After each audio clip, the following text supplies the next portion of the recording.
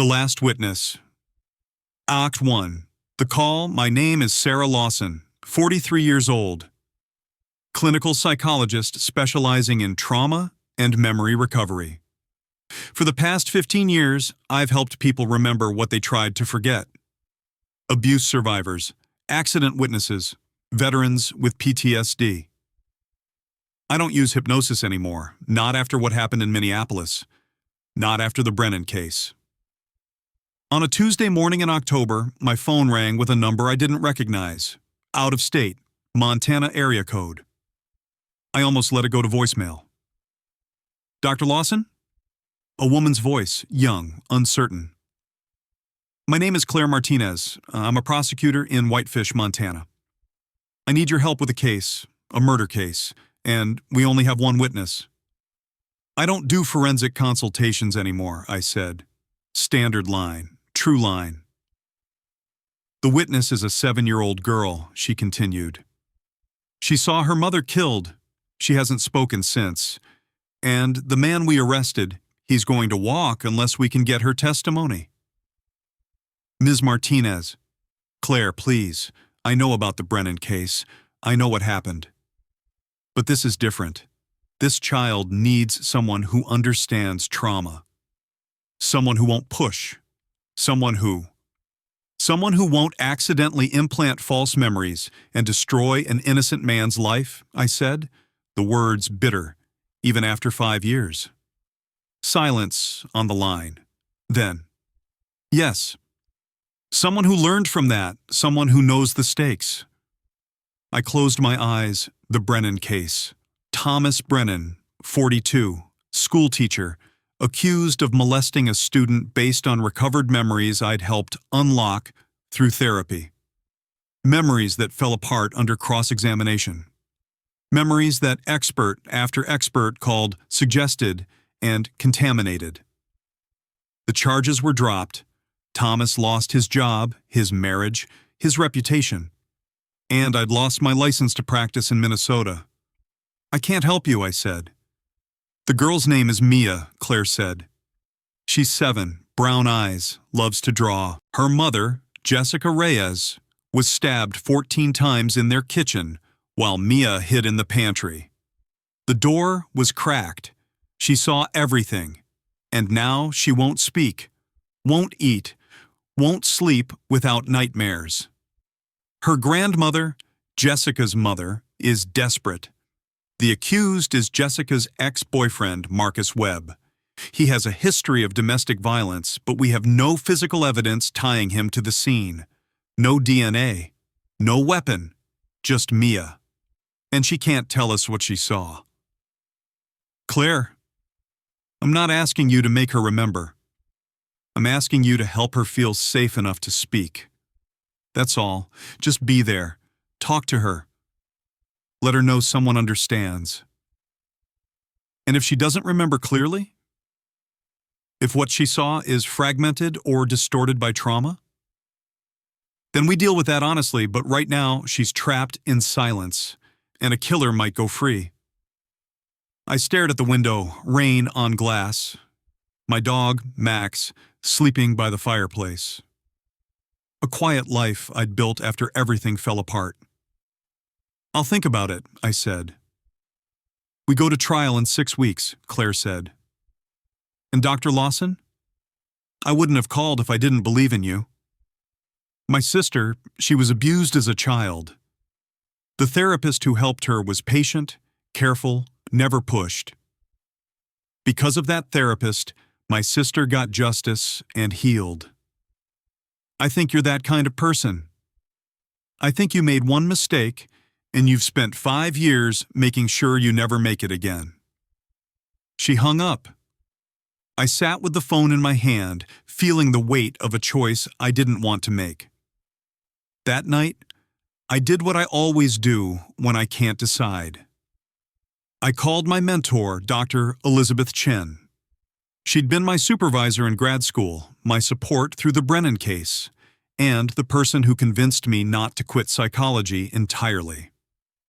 Sarah, she said, voice warm over the line. How are you?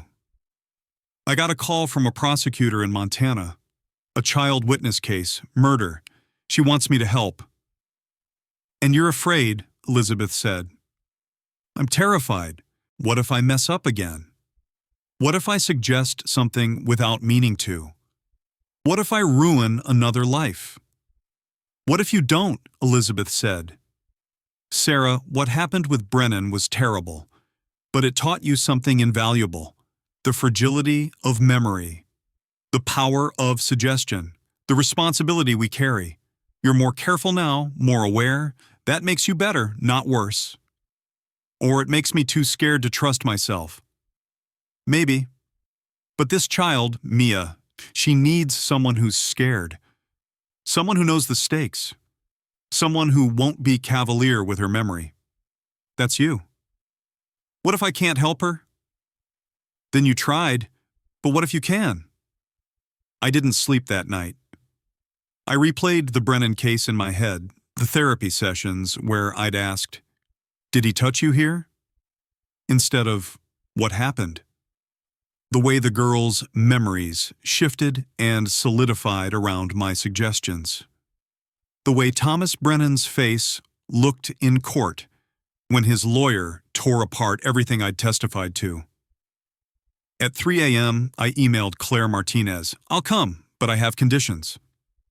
Her reply came 20 minutes later. "Name them." I wrote, "No promises. I assess the child. If I believe her memory is unreliable or contaminated, I say so.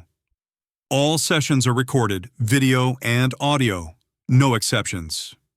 If at any point I believe my presence is harming her, I stop. You accept that children's memories are fragile and that trauma can distort details.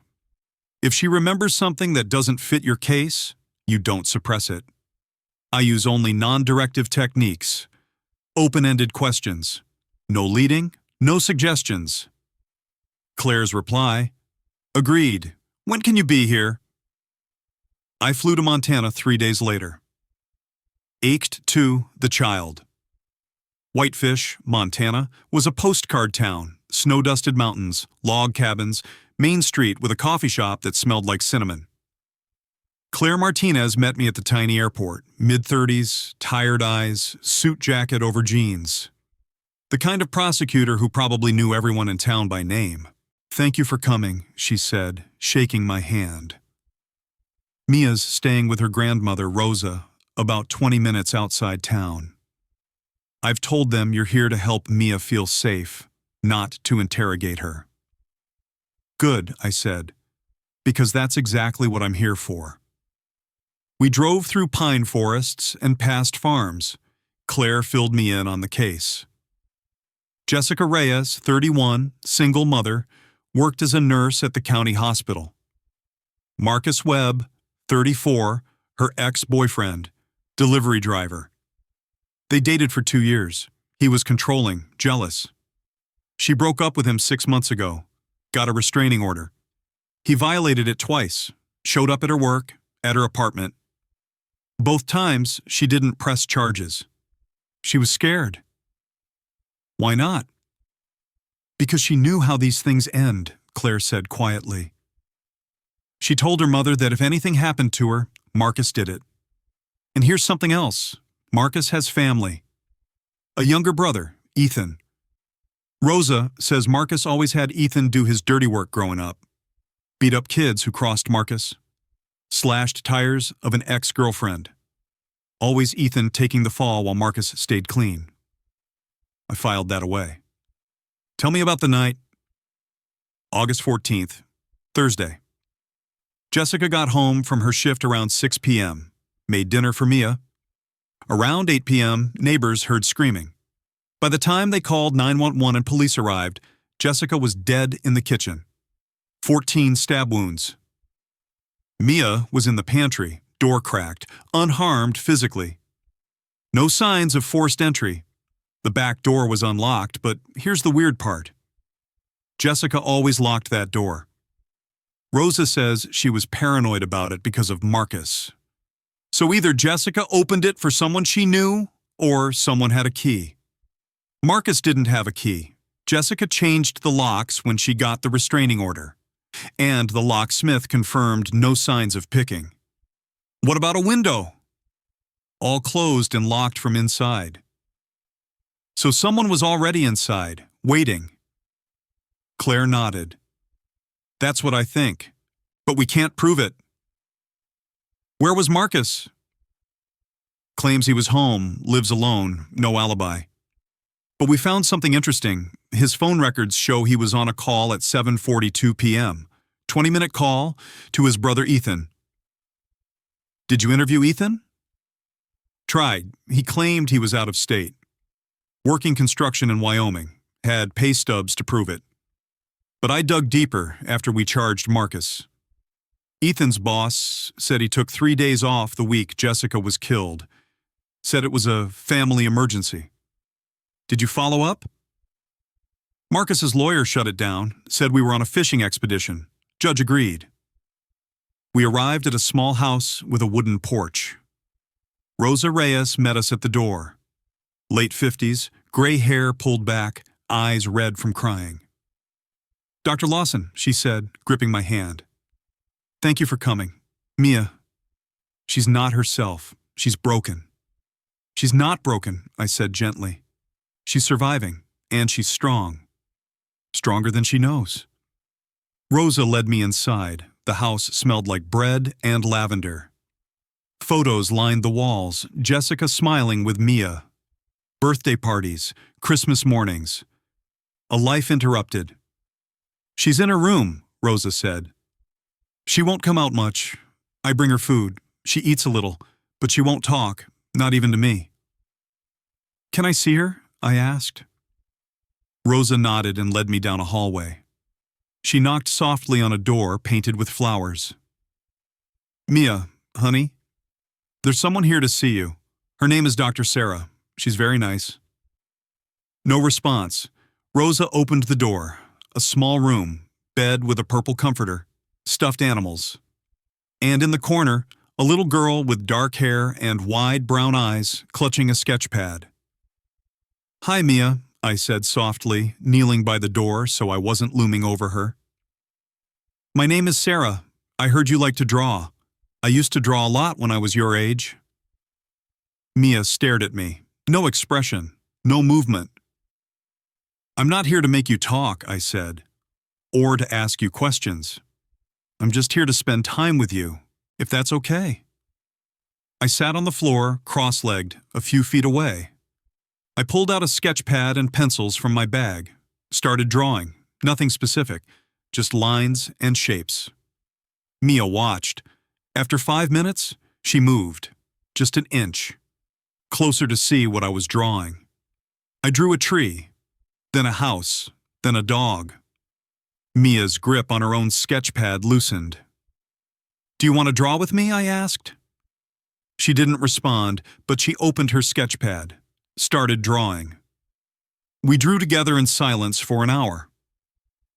I didn't ask questions, didn't comment on her drawings, just existed in the same space, creating. And I made mental notes. She holds the crayon in her left hand, presses hard when drawing red. Avoids the color blue entirely, her mother's favorite Rosa had mentioned. When I left, Rosa walked me to the door. Will she talk to you? She asked. I don't know, I said honestly. But she's not shutting me out. That's a start. Over the next week, I visited every day, same routine, drawing, sitting in silence, letting Mia lead. I implemented the techniques I'd developed after the Brennan case. Never ask, did X happen? Always ask, what happened? Never show photos of suspects. Never say, I think, or maybe it was. Just listen, record everything. Let the child's narrative emerge organically. Slowly, she started showing me her drawings. Dark images. Always the same figure with the red shape. The figure on the ground, the small figure hiding. On the 8th day, she drew something new. A face, harsh lines, angry eyes. And then she pushed the drawing toward me and looked at me for the first time. Can you tell me about this drawing? I asked, gently, not, "Who is this?" She didn't answer, but she pointed to the figure with the red shape in her other drawing. "Is this the person who hurt your mom?" I asked. Mia nodded. "Can you tell me what happened? When you're ready? No rush." She pulled the drawing back, started scribbling over the face with black crayon. Hard, violent strokes. When she was done, the face was obliterated. She dropped the crayon, looked at me, and whispered one word. "Monster." Then she turned away and wouldn't look at me again that day. I left shaking, reviewed the video recording, confirmed I hadn't suggested monster. She'd said it herself. I drove to Claire's office. She spoke, I said. One word. "Monster." "That's something," Claire said. "That's progress." "It's not testimony," I said. "And it's not an ID. Monster could be trauma talking, a 7-year-old's way of processing horror. It doesn't tell us who killed her mother." "But it tells us she saw," Claire said. "Maybe. Or it tells us she saw the aftermath. Or that she's absorbed the trauma into a narrative her mind can handle. Children don't process violence the way adults do. Their memories are plastic, suggestible." "I know," Claire said. "But it's more than we had. Can you keep working with her?" I thought about Mia's eyes when she said monster. The weight of that word, the truth buried underneath. "Yes," I said. "But Claire, if she identifies Marcus and I have any doubt about the reliability of that identification, I will say so in court, even if it tanks your case." "I understand," Claire said. "I don't want to convict the wrong person. My sister's abuser was never convicted because the case fell apart. I've seen what that does. I won't build a case on sand." "Good," I said, "because neither will I." Act 3. The Break. Over the next 2 weeks, Mia opened up in fragments. She started speaking, short sentences, whispered. She told me her favorite color, purple. Her favorite animal, dolphins. What she missed most about her mom, bedtime stories, and the way she smelled like vanilla. But when I gently approached the night her mother died, she shut down, drew the same images. The figure with the red shape, the angry face scribbled out, the small figure hiding. "Can you tell me what you remember from that night?" I asked one afternoon, sitting beside her on the floor. "Just what you remember, nothing more." She shook her head. "Can you draw it for me?" She picked up the red crayon, drew a door, the pantry door, drew the crack, and through the crack, a figure, tall, broad shoulders, holding something sharp. "Did you recognize this person?" I asked carefully. "Had you seen them before?"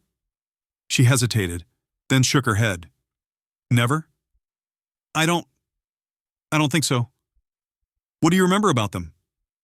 Mia's hand moved across the page, drew clothing, a blue shirt, dark pants, heavy boots.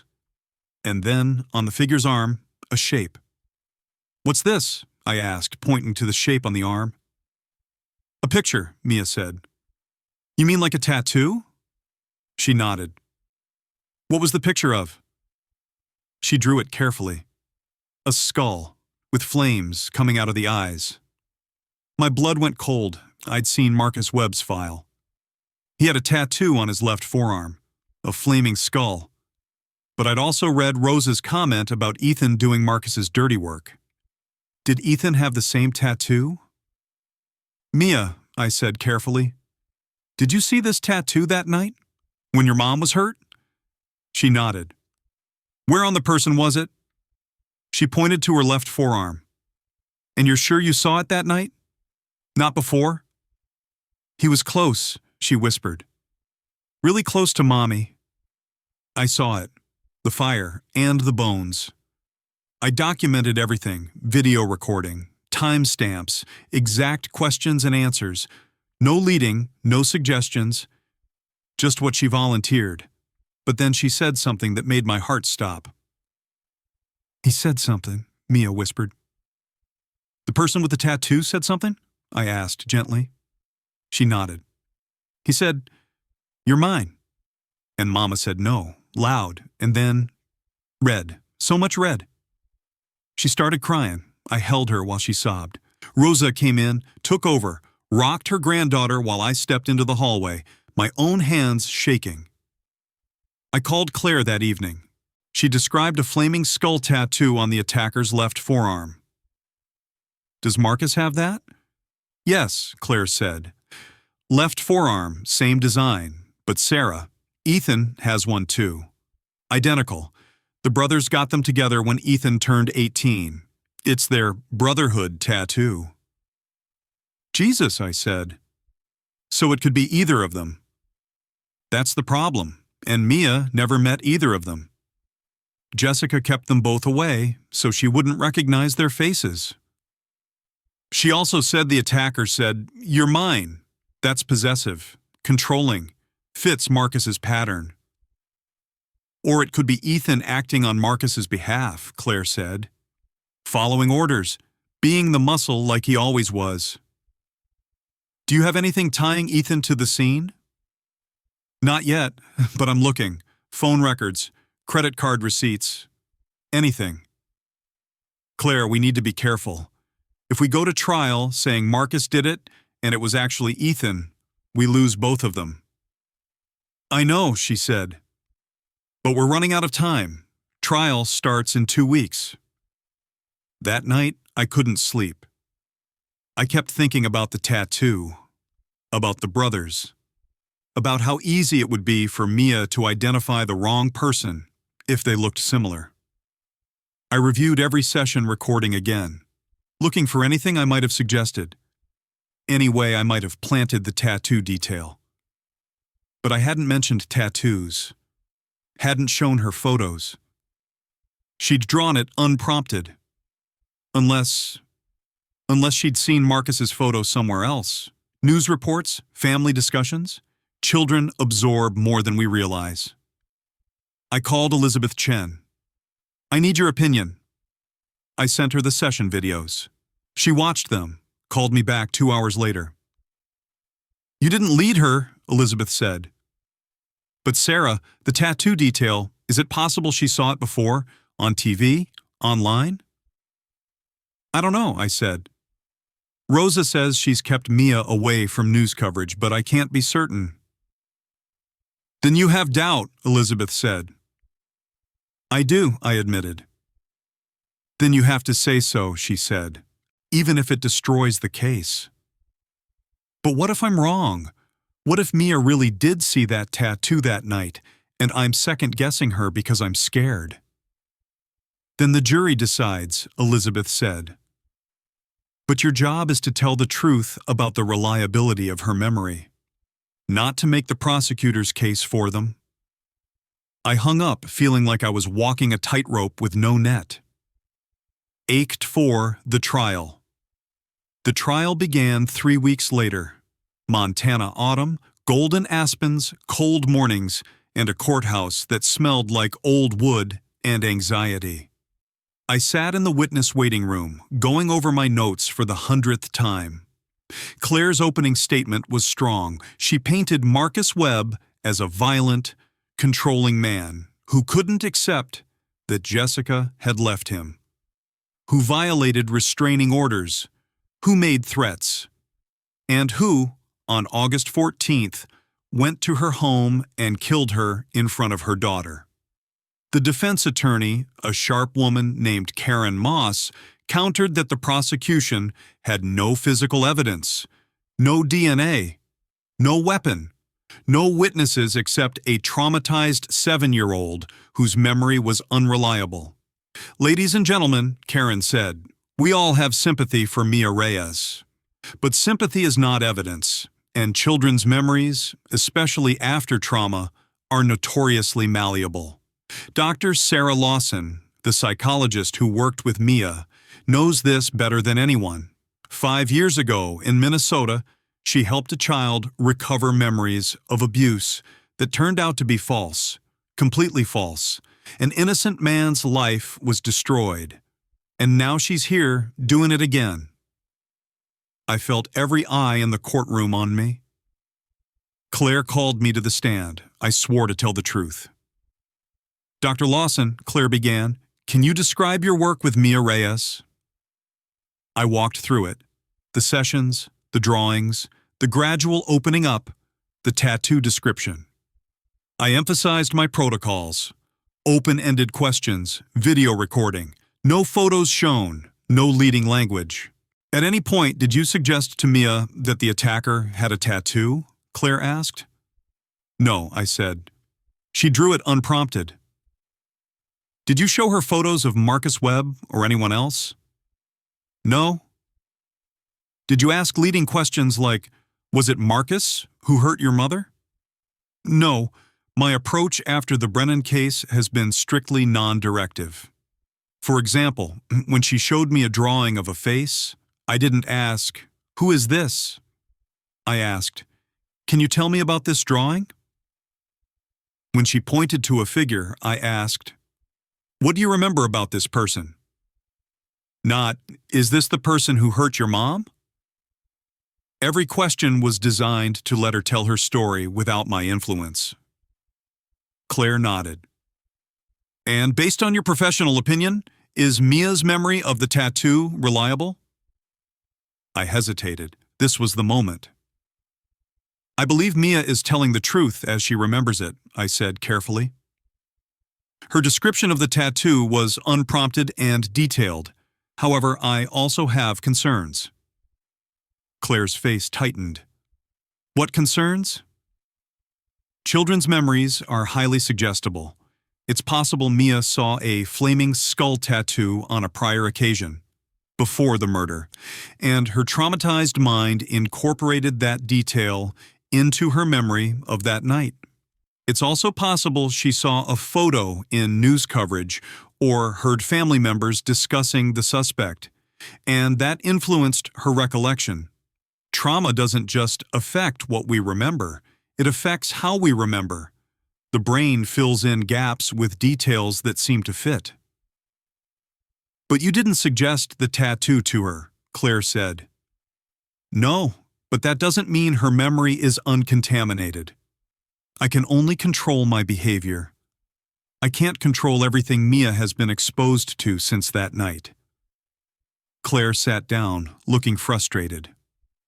Karen Moss stood for cross-examination. She smiled at me. Not friendly, predatory. Dr. Lawson, you testified in the Thomas Brennan case 5 years ago, correct? Yes.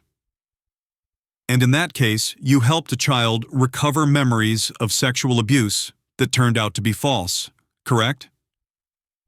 The charges were dropped, yes. The child's memories under examination proved to be unreliable. Because your work with the child, your leading questions and suggestions, contaminated her memory to the point where it was worthless, correct? I made mistakes, I said. I used hypnotic-adjacent techniques and leading questions that I now know were inappropriate and dangerous. And yet here you are, working with another traumatized child. Have you been reinstated in Minnesota? No, I practice in Montana under a restricted license. Restricted, Karen said, because Minnesota won't let you near children anymore. Objection, Claire said. Relevance. Sustained, the judge said. Ms. Moss, stick to the current case. Karen smiled thinly. Dr. Lawson, isn't it true that children will say what they think adults want to hear? Sometimes, yes, which is why I use open-ended, non-directive questioning. And isn't it true that if a child knows a suspect has been arrested, they're more likely to identify that person even if they're not sure? That's possible, which is why I never told Mia anyone had been arrested. But her grandmother knew. Her neighbors knew. The whole town knew. Isn't it possible Mia heard something and that influenced her memory? It's possible, I admitted, which is why I testified to my concerns about contamination. And isn't it true that you have no way of knowing whether Mia saw that tattoo the night of the murder, or on some other occasion, or not at all? That's correct, I admitted. I don't know for certain, no one can know for certain except Mia. And even she may not know, given how trauma affects memory formation. So your testimony is essentially worthless, Karen said. My testimony is honest, I said. I told you what Mia said. I told you the protocols I used to minimize contamination, and I told you my concerns about the reliability of her memory. That's all any expert can do. I'm not here to make your case or destroy it. I'm here to tell the truth about what I observed and what the science says about child memory. Karen smiled. No further questions. I stepped down, feeling like I'd just walked a tightrope successfully, but also like I'd failed everyone. But then Claire called her next witness, Rosa Reyes. Mrs. Reyes, did Mia ever meet Marcus Webb? No, Rosa said firmly. Jessica was terrified of him. She never let him near Mia. Did Mia ever meet Marcus's brother, Ethan Webb? No, I didn't even know Marcus had a brother until all this happened. So Mia would not have seen either man's tattoo before the night of the murder? No, never. And did you show Mia any news coverage or photos of Marcus or Ethan? Absolutely not. I kept her away from all of that. I turned off the TV when the news came on. I didn't let her use the computer. I wanted to protect her. The jury seemed to consider this. Maybe Mia's memory was reliable after all. Then the defense called their witness, Dr. Raymond Cole, a psychologist who specialized in false memories. He testified that children's memories were unreliable, that leading questions, even subtle ones, could create false memories. That trauma made everything worse. He cited studies. He cited the Brennan case. Dr. Lawson may believe she was careful, he said. But the human mind is tricky. Even without intentional suggestion, a child can construct a memory from fragments, imagination, and external information. And once that memory is formed, the child believes it completely. They're not lying. They genuinely remember something that never happened. The jury looked confused, uncertain. Claire called Mia to the stand. The courtroom went silent as the small girl walked to the witness box, holding Rosa's hand. She looked terrified. The judge spoke gently. Mia, do you know what it means to tell the truth? She nodded. And you promise to tell the truth today? Yes, she whispered. Claire was gentle. Mia, do you remember the night your mom was hurt? Mia nodded, tears already streaming. Can you tell us what you saw? Mia's voice was barely audible. I was in the pantry. The door was open a little. I saw the monster. Can you describe the monster? Tall, big, he had a knife, and a picture on his arm, fire and bones. Had you ever seen this person before? Mia shook her head. No, I never saw him before. But you saw the picture on his arm? Yes, it was scary. What else do you remember? He said, you're mine. And Mama said no. And she was crying. And then he hurt her. And there was so much red. Mia started sobbing uncontrollably. Karen Moss stood for cross-examination, but before she could speak, Mia started hyperventilating. The judge called a recess. Rosa took Mia out. When the trial resumed, the judge ruled that Mia could not continue. She was too traumatized. Claire rested her case. Karen Moss presented Marcus Webb's alibi, gas station receipt, timeline analysis showing it was highly unlikely he could have committed the murder in the available window. The jury deliberated for 3 days. And then they came back. Not guilty. The courtroom erupted. Rosa screamed. Claire put her head in her hands. Marcus Webb smiled, turned to his lawyer, shook her hand. And I sat there, wondering if I'd just let a killer go free. Or if I'd done exactly what I was supposed to do. Demand certainty where none existed. Act 5, The Doubt. After the verdict, I stayed in Whitefish. Rosa wouldn't speak to me. Wouldn't even look at me. Claire sent a brief email. Thank you for your honesty. I know you did what you thought was right. But had I? I replayed every session with Mia, every question, every moment. Had I been too careful? Had my fear of repeating the Brennan case made me sabotage a legitimate prosecution? Or had I done exactly what I should have done? Protect the integrity of a child's testimony even if it meant losing the case. One evening, I went to the bar where Marcus Webb was celebrating with friends. I shouldn't have. It was unprofessional. But I needed to see him, to look in his eyes. He saw me, walked over, smirked. Dr. Lawson, he said. Thanks for tanking the case. Appreciated the honesty. Did you kill her? I asked quietly. He leaned in close, breath smelling of whiskey. Does it matter? The jury said I didn't. That's not an answer. It's the only answer you get, he said. He rolled up his sleeve, showing the flaming skull tattoo. This what you were looking for? The smoking gun that wasn't good enough? Were you there that night? His smile widened. I was at a gas station, got a receipt and everything. Then who killed Jessica? Guess you'll never know, he said, and walked away laughing. I drove back to my rental, feeling hollowed out. The next day, I did something I shouldn't have.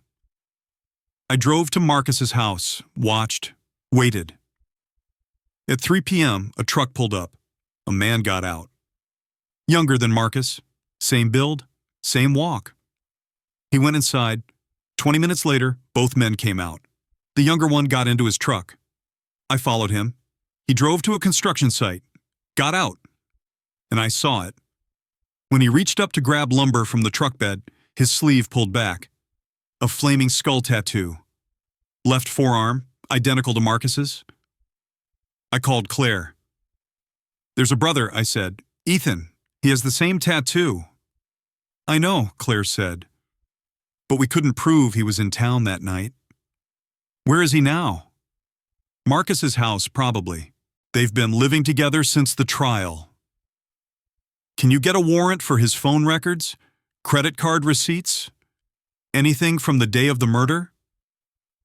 On what grounds? The case is closed.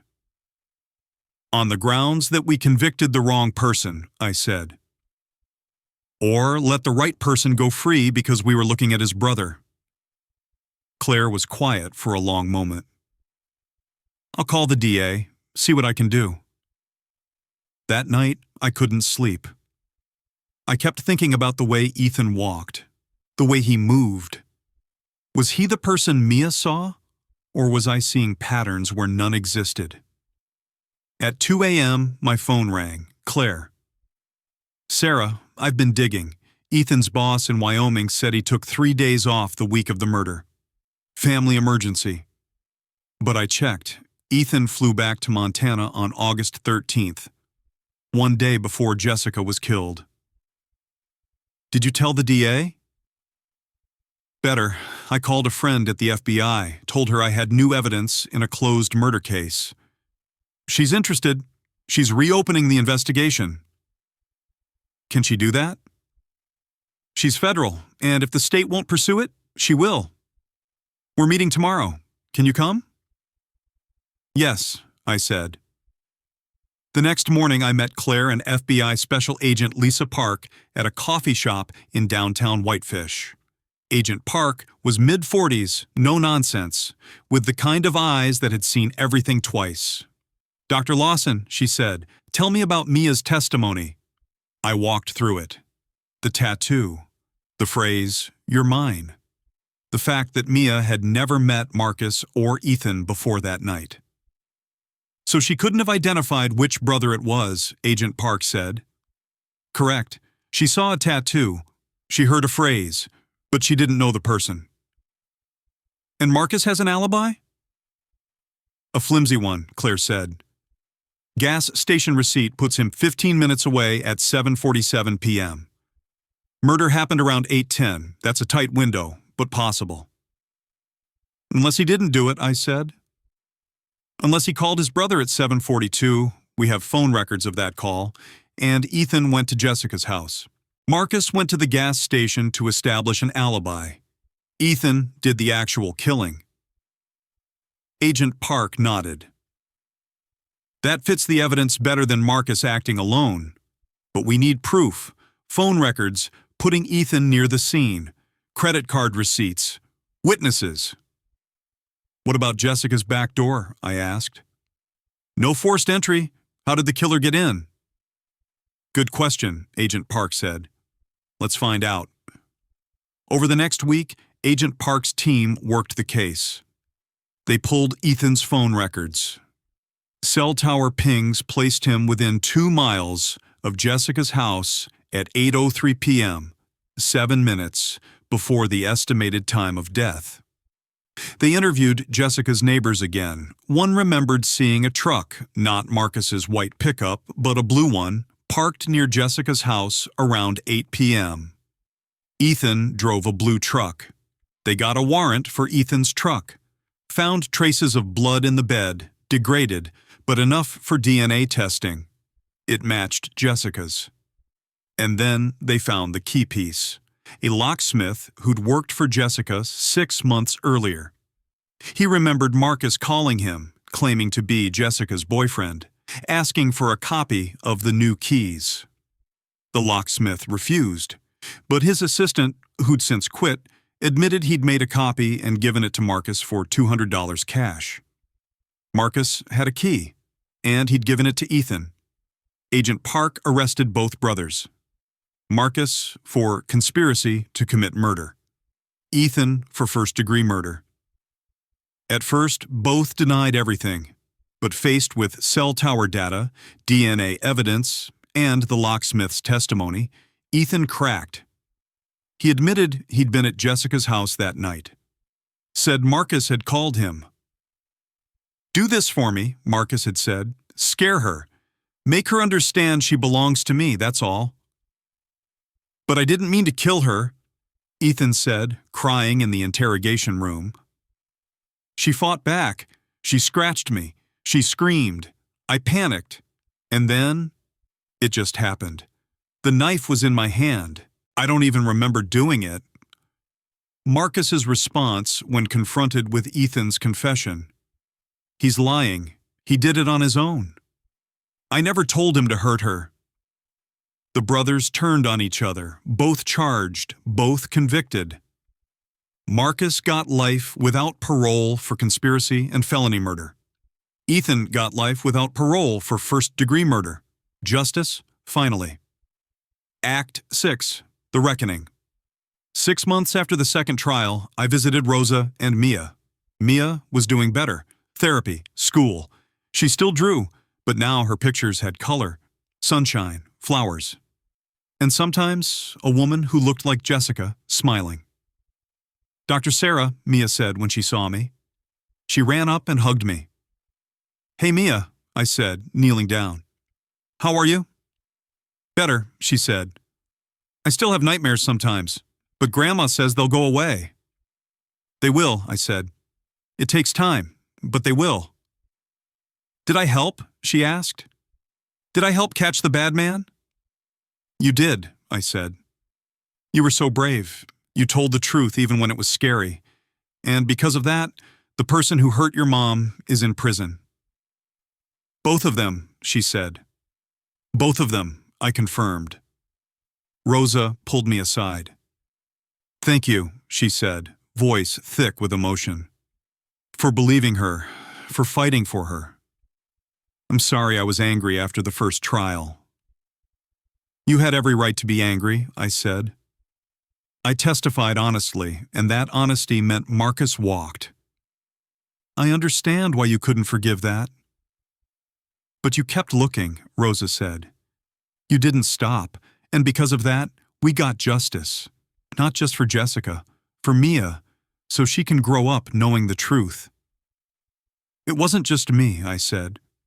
It was Claire, Agent Park, everyone who refused to let this go. But it started with you, Rosa said, with your honesty. If you'd lied to make the case stronger, maybe Marcus would have been convicted. But Ethan would still be free, and the truth would still be buried. I hadn't thought of it that way. But she was right. My refusal to cut corners, to overstate Mia's testimony, had forced everyone to look deeper, to find the real killer. On the drive back to the airport, Claire called. "How are you holding up?" she asked. "Better," I said. "You?" "Same. Sarah, I owe you an apology. After the first trial, I was angry. I thought you'd sabotaged us." "You had every right to think that," I said. "But I was wrong. Your honesty forced us to keep digging, to find Ethan. If you'd overstated Mia's testimony, if you'd made it seem more certain than it was, we would have stopped looking. We would have accepted the not guilty verdict and moved on. And Ethan would still be free." "And Marcus," I said. "And Marcus. Two killers walking around because we settled for easy answers instead of true ones." "That's the system working," I said. "It's messy, it's slow. But it's designed to demand proof. And sometimes that means guilty people go free temporarily. But it also means we don't convict innocent people." "Except we almost did," Claire said.